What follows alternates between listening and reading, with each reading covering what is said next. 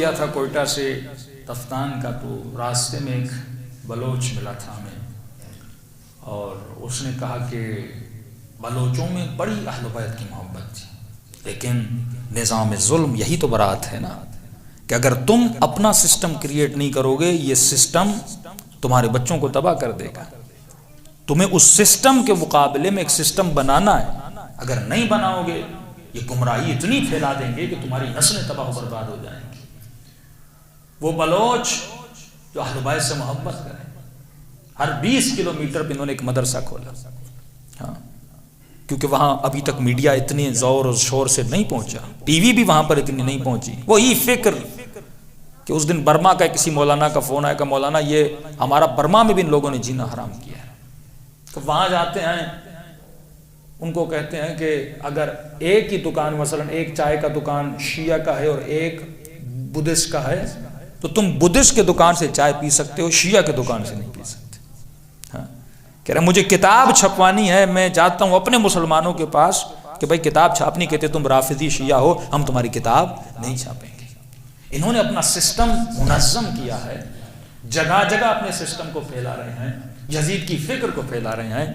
یہی پورے بلوچستان میں انہوں نے اتنی مسجدیں بنوائیں، ہر 20 کلومیٹر پہ 25 کلومیٹر پہ اس ریگستان میں انہوں نے مسجدیں بنوائیں، اور وہاں پر شیعہ دشمنی، اور یہ خود کہہ رہا ہے کہ اس نے سمجھا کہ میں بھی اسی کی فکر کا ہوں، تو کہنے لگا یہ جو کہاں جا رہے ہو؟ ہم نے کہا ایران جانے کے، ایران میں کام کرتے ہو؟ ہم نے کہا بھائی کام کرتے ہیں۔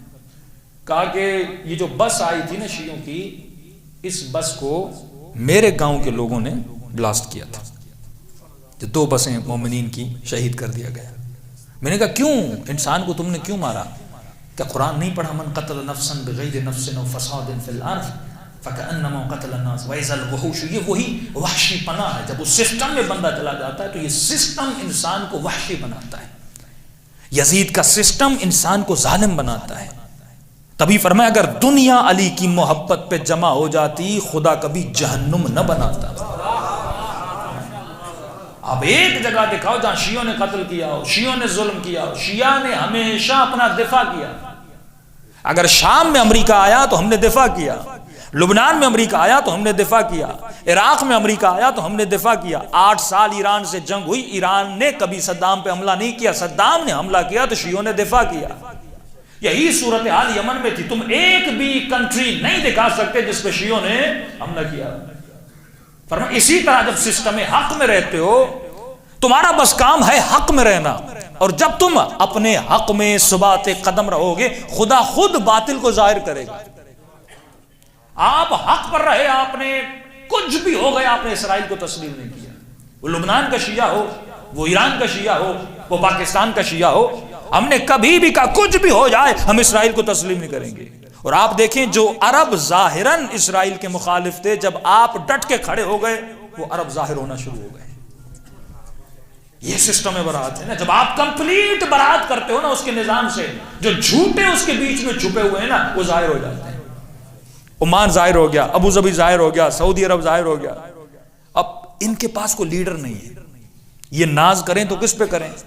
اب تو سعودی عرب بھی خراب ہو گیا، اب ترکی کے ترانے پڑے جا رہے ہیں، کیونکہ کوئی لیڈر ہے ہی نہیں نا، یہ کس کے پیچھے لگیں؟ تو ابھی نیا سسٹم، نئی حکومت، نیا لیڈر لایا جا رہا ہے، اور تغل کے نام سے۔ ہاں بھائی، ڈرامے دکھا دکھا کے لوگوں کے برین کو واش کیا جا رہا ہے۔ یہ ڈرامے کا مین مقصد کیا ہے؟ کہ آپ کے دل میں حکومت عثمانیہ کی محبت بڑھے، آپ کے دل میں نظام ترکی کی محبت بڑھے۔ آپ چاہو گے نہیں چاہو گے، جب یہ ڈرامہ دیکھو گے آپ کے سب کانشیس میں عثمانیہ کی محبت چلی جائے گی، اور وہ عثمانیہ جس نے شیعوں پر ظلم کیا، جس نے فاطمی حکومتوں کو گرایا، جس نے مصر میں فاطمی حکومت کو گرایا، جس نے سینکڑوں کی تعداد میں شیعوں کے کتاب خانوں کو جلایا، اب آپ یہ ڈرامے دیکھیں گے آپ کے دل میں کیا ہو جائے گا؟ آپ کے سب کانشیس میں محبت چلی جائے گی۔ کوئی فلم آپ دیکھتے ہو اس کا سسٹم آپ کے ذہن میں چلا جاتا ہے، آپ تصور بھی نہیں کر سکتے یہ میرے وجود پہ کتنا امپیکٹ رکھتی ہے۔ بڑے سائیکولوجسٹ ڈرامے کو بنانے کے اوپر بیٹھتے ہیں اور نسلوں کو تباہ کر دیتے ہیں صرف ایک ڈرامے کے دیکھنے سے۔ یہ امت اور یہ مسلم اور یہ شیعہ، اس نے کب جناب مختار کو پہچانا تھا؟ لیکن جب اس نے ڈرامہ دیکھا تو مختار کو پہچاننا شروع کیا نا۔ امام رضا کا فلم دیکھا، ڈرامہ دیکھا، امام رضا کی معرفت آئی نا، تو یہ ڈرامہ آپ کے وجود میں کیا رکھتا ہے؟ اثر رکھتا ہے۔ تو ان کا سوشل میڈیا، ان کی نظام باطل کا سسٹم اتنا مضبوط تھا، انہوں نے پورے کوئٹہ سے لے کر تفتان تک مسجدیں بنائی. تو یہ کہتا ہے کہ ہم نے ان کو مارا. میں نے کہا کیوں مارا؟ بچے بھی تھے، جوان بھی تھے، کلمہ گو تھے، مسلمان تھے، کیوں مارا؟ کہ نہیں جب ان کو مارا نا، ان سب کے پاؤں پہ نا خلفاء کے نام لکھے تھے. آپ پروپیگنڈے کا اثر دیکھیے. پڑھا لکھا بندہ، ٹیچر تھا، پڑھا لکھا ٹیچر، کہہ رہا تھا میں حافظ قرآن ہوں، کہہ رہا ان کے پاؤں پر خلفاء کے نام لکھے تھے. میں نے کہا جتنے لوگ مرے کیا تم نے ان کے پاؤں چیک کیے تھے؟ کہ نہیں چیک نہیں کیے تھے. کہ نہیں ہر شیعہ کے پاؤں پہ لکھا ہوتا ہے. آپ پروپیگنڈا تو دیکھیں. جب تفتان پہنچے میں نے کہا میں شیعہ ہوں، ذرا میرے پاؤں چیک کر لیں. ہاں بھائی، ہم پاؤں پہ ان کا نام کیوں لکھیں بھائی؟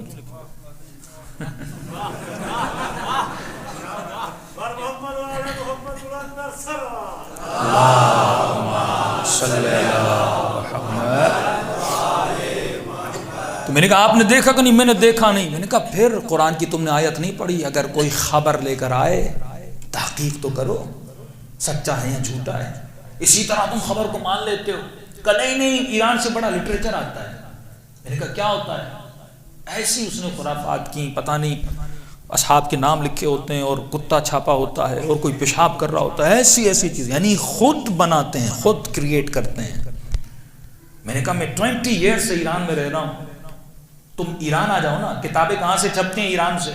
میں نے کہا ایران آ جاؤ، پوری مارکیٹیں گھومو، میں تجھے کردستان لے جاتا ہوں، بلوچستان لے جاتا ہوں، دیکھو شیعہ سنی کس طرح آپس میں رہ رہے ہیں. میں نے کہا جس مشہد میں ہم پڑھتے ہیں جتنا وظیفہ شیعہ مولوی کو ملتا ہے وہیں پر سنی مولوی وظیفہ لینے آتا ہے.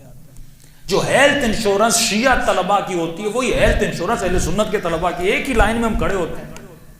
میں نے کہا وہاں تو شیعہ سنی کا کوئی مسئلہ ہے ہی نہیں. کہا نہیں یہ ممکن نہیں ہے، شیعوں کے 40 جز ہیں. پھر ہم نے اس کو دعوت دی. میں نے کہا ایران آ جاؤ. کہ اگر میرے گاؤں والوں کو پتا بھی چلا نا میں ایران گیا ہوں، مجھے ہی جلا دیں. اس قدر نفرت اس سسٹم میں ڈالتی. اور یہ ان مدرسوں میں جاتے ہیں 20-20 ہزار بچوں کے دماغوں کو اس دور میں، یعنی یہ دور وہ زمانہ تھا کہ ان کی شام غریبہ میں کیا ہوتا ہے، یہ اپنے نیازوں میں کیا ملاتے ہیں، یہ لوگ ان چیزوں پہ بلیو کرتے تھے، لوگ ان کو مانتے تھے.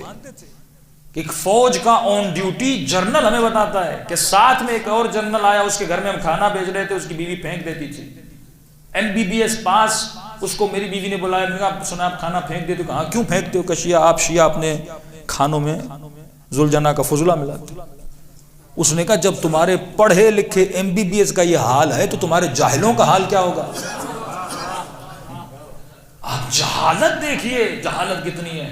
تب یہ اہل بیت فرماتے ہیں اگر ان کو اس سسٹم سے نکالنا ہے تو ان کو اپنی محفلوں میں بلاؤ، اپنی مجلسوں میں بلاؤ.